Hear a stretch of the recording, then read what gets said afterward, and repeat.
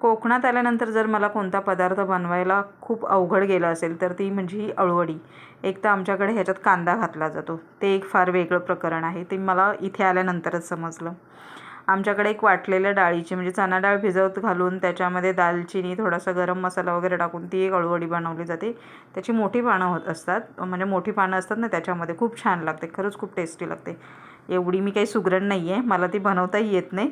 मी आपली साधीच बेसनची बनवायला घेतली होती. कांदा, लसूण, कोथिंबीर, आलं मिक्सरला बारीक करून घेतलं. त्याच्यामध्ये आपलं लिंबू पिळून घेतलं, अर्ध लिंबू घेतलेलं होतं.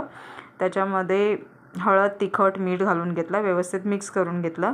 त्याच्यानंतर त्याच्यामध्ये सफेद तीळ आणि थोडासा ओवा घालून घेतला. तेही मिश्रण मी व्यवस्थित मिक्स करून पानांना असं उलट लावत जायचं आणि त्याचा असा रोल करून घ्यायचा. कशी काय माहिती, नेहमी बिघडणारी किंवा न व्यवस्थित होणारी अळूवडी आज व्हिडिओच्या नादात का असेना माझ्याकडून व्यवस्थित बनली होती.